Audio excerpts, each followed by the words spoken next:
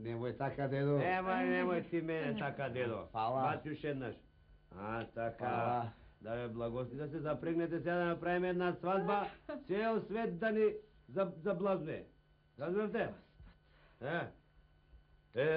Па, ти како што рече, така излезе. А те купив затоа што сум и наечија. Да видам, али ќе бидам пишман, али нема да бидам пишман. Да. И да ти кажем право, пишман сум, оти ме прелага и зет ми се стори. А не сум пишман, оти до царот седиш и чест ми правиш поголема. Тај царот мене чест ми прави поголема. Да ти кажем право, алал да ти е. Јас ко ти го дадов ова писмо, не знае, броти, ти си знаел да читаш и да пишуваш книга? Затоа ме прелага со тоа твое знаење. Сега кога е наредена работата, дедо, можам ли да напишам едно писмо да ги викнам моите на свадба? Пиши, синко.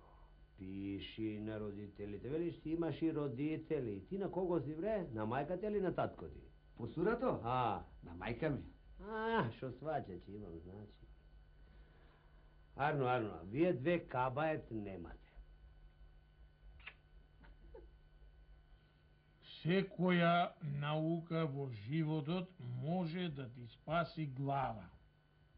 Ако не знаев да читам, ќе бев гускар, а не чорбаджиски зет.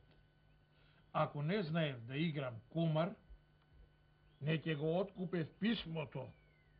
Ако не знаев да свирам тамбура, никогаш не ќе ме чуеше царот. А сега сум на служба кај него и сум платен толку што можам да ти го вратам сето она што ти го поарчив. Да ми дојдете на свадба и сите да се израдуваме. Видели, татко, дека секој си има свој пат во животта. Арно го навидел. Браво, звесинко, благословен да си. Така, и знаеш што? Која ќе го видиш? Прошка од него да бараш, што го продаде така. А за да ги научи овие занаети, ушите ми ги направи како галички тапани. Со тамбурата.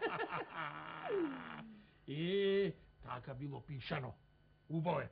Ајде сега, со благослов, да се подготвиме и да ќе нисаме на пат. Најубавите алишта подготвиме. Ајде.